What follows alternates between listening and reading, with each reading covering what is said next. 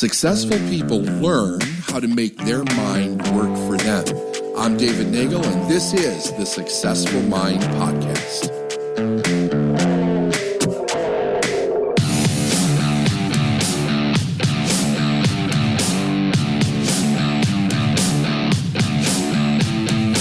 As you know, I'm a fan.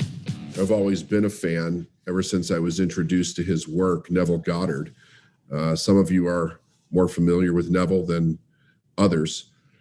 And one of his, if not his most powerful piece of work that he created was a little book called At Your Command. And I have a travel copy that I carry as not to damage the original, because the original is quite a mess. And I want to bring some things from it today for a couple different reasons. One is that I'm so glad that we all get to experience the kind of chaos that's happening in the world today, because it's such a great teaching point for keeping your head straight and staying focused. One of the major lessons that Proctor used to teach was on focus, and he was always talking about focus. He was actually a big fan of Napoleon Bonaparte, so you don't confuse it with Hill, right? Bob used to have a statue of Napoleon that was in his foyer before he walked out the door, and people would be like, why the hell do you have a statue of Napoleon? And he said that it reminded him of two things: who he wanted to be and who he didn't want to be. Napoleon was known for his intense ability to focus. I think he said something like, if I focus past a problem, it must give way. If you've read any of the stuff about Napoleon, you'll understand that there were so many things that he broke through that just nobody thought was even possible. But when you start to think about focus, you also have to start to think of the components of focus and to understand how to bring them in. And trust is one of them, because again, if we go back to the idea that you have to trust yourself, it's so extraordinarily important, because if every time you think about a question that one of you may ask, something like, how do I stop doing this? Or how do I stop doing that? Or how do I stop this voice in my head? If you want to really break it down to the ridiculous, it's a practice on focus. We all have this incredible power to choose. And in the choice, we then determine what we're going to focus on. And confidence can be used in two ways. One is that you can build up confidence where you have confidence in a thing or an ability. But we all have a measure of confidence in ourselves and what we already have the ability to do. But you have to bring it to bear like a tool up out of your soul or your consciousness to actually use. And you can do that with any of the virtues, really. And there's no reason you can't do it with focus and confidence. So let's take a look at what Neville had to say here, because it's pretty interesting. And I particularly like where he goes with desire, because he was one of the people that really unlocked my mind. When I first heard, it probably had to be Hill.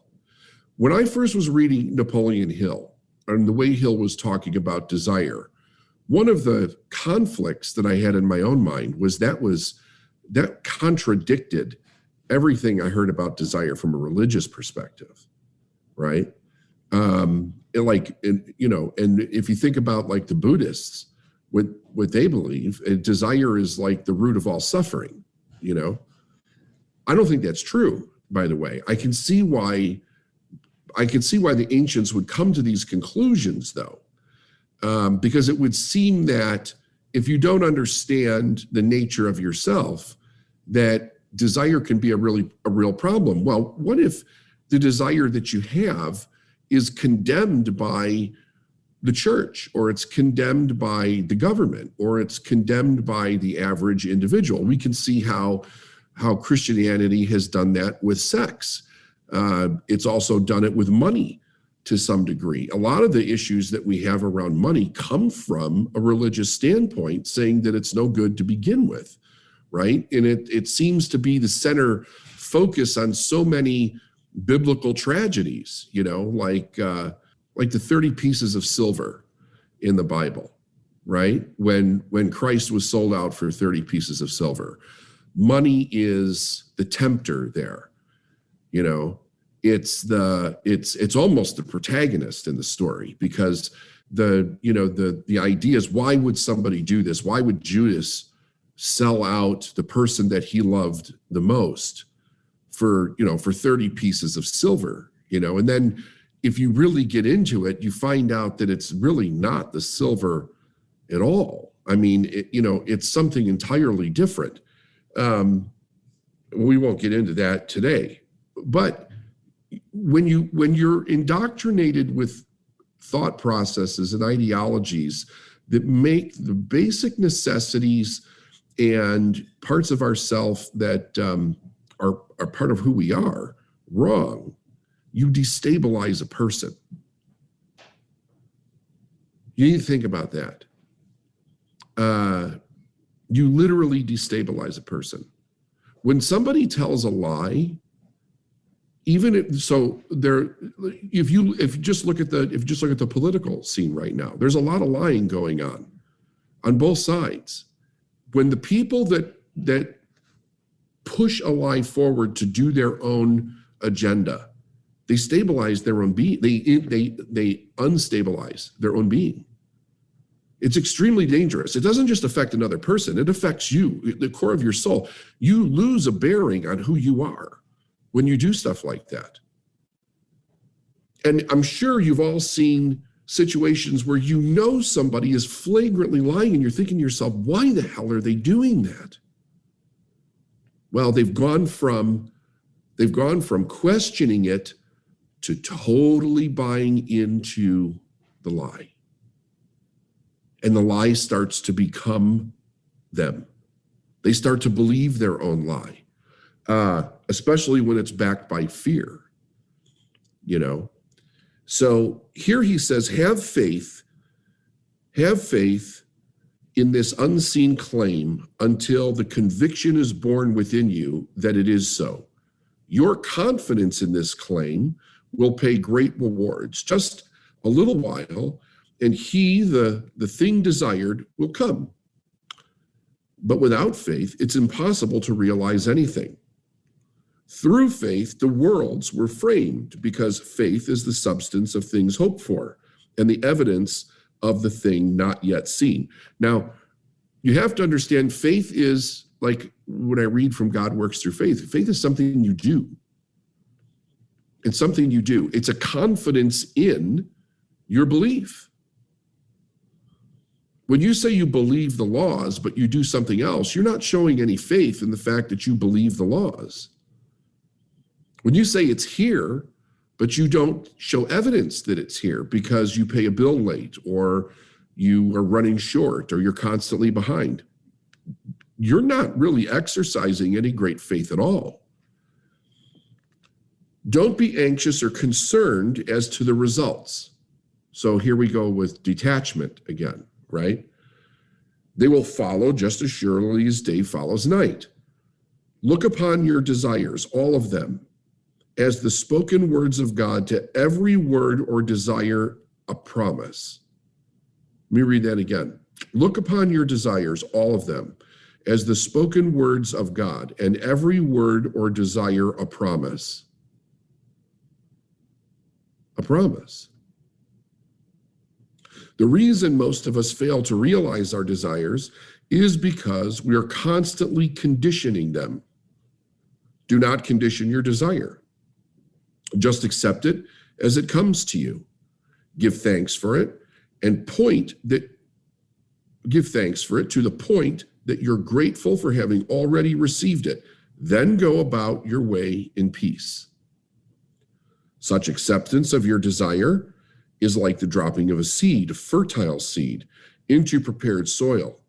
For when you can drop the thing desired into consciousness, confident that it shall appear, you have done all that is expected of you. But to be worried or concerned about the how of your desire maturing is to hold these fertile seeds in a mental grasp and therefore never to have dropped them in the soil of confidence. Never to have dropped them in the soil of confidence. Now, don't get confused when he talks about the how. We should have cleared that up sufficiently. The how is what you're doing. That's what you do every day. You're doing the how. How it comes to you within that how, none of us know. What does that look like? Well, I want to make more sales. I'm making calls. I'm marketing. I'm moving people closer to the yes or closer to the no. Who will the people be? I don't know. That's part of the how. That's God's job. Where will they come from? I don't know. I don't need to know. I just need to know the cause. I don't need to understand how the effect is going to happen in the world beyond what I know. Even the best marketers, right? The best marketers in the world, they don't know how the person is going to make the decision, who's going to see it, when they're going to see it, at the right time they're going to see it. They don't know that. They only know that they've done the best that they can to put a piece of marketing out into the world to reach whomever. Yes, it's targeted. Yes, it's analyzed. Yes, it's tested. Yes, it's worked and reworked and reworked and reworked to make it better and better and better. But the external far out how, we don't know. The reason men condition their desires is because they constantly judge after the appearance of being and see the things as real, forgetting that the only reality is the consciousness back of them. To see things as real is to deny that all things are possible to God. So what we're talking about is problems, hiccups, challenges, a series of no's, a mistake. You know, it's not evidence that you're not doing the right thing, you're going in the right direction, or that it's not going to happen. It's not evidence of that at all.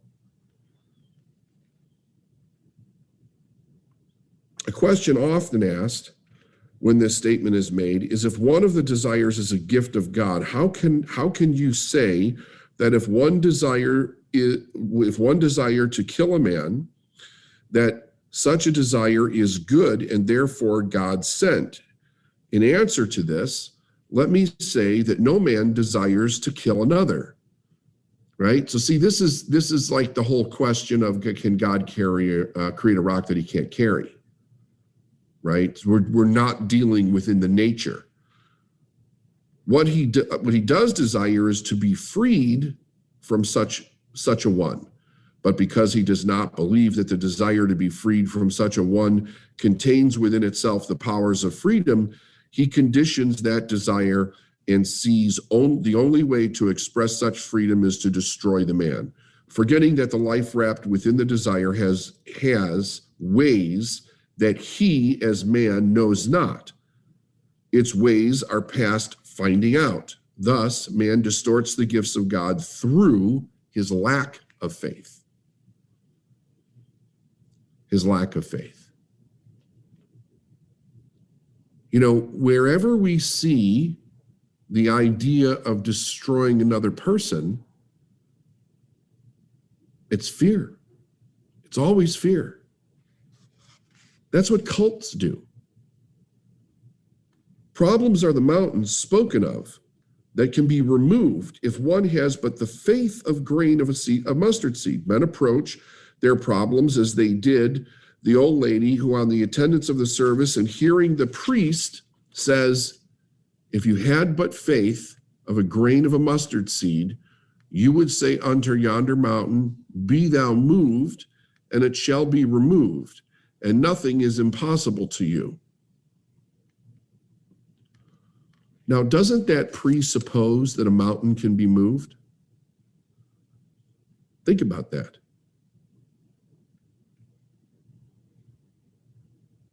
If you don't believe the mountain can be moved, then the statement is false to you. But it also creates a question. A mountain can be moved? Well, we know that a mountain can be moved. We've moved many mountains. We've built roads through mountains. We know that the natural erosion of the planet removes mountains. That night, as she said her prayers, she quoted this part of the scriptures and retired to bed in what she thought was faith. On arising in the morning, she rushed to the window and exclaimed, "I knew that old mountain would still be there." For this is how man approaches his problems. He knows that they're still going to confront him. And because life is no respecter of persons and destroys nothing, it continues to keep alive that which he is conscious of being. Things will disappear only as man changes his consciousness. Deny it if you will. It still remains a fact that the consciousness is the only reality in things but mirror that which you are conscious. So, the heavenly state that you're seeking will be found only in consciousness, for the kingdom of heaven is within you, and the will of heaven is ever done on earth. You are today living in heaven that you have established within you. For here on the very earth, your heaven reveals itself. The kingdom of heaven really is at hand now. Now is the accepted time. So create a new heaven, enter into a new state of consciousness, and a new earth will appear. The former things shall pass away. Pretty cool.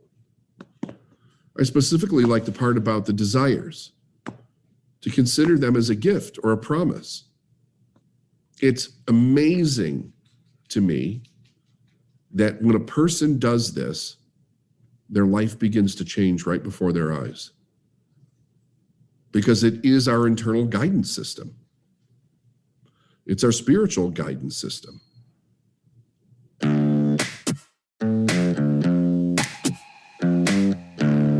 Thanks for listening to the Successful Mind podcast. And if you like what you heard and you want to know more, go to davidnagel.com/free stuff.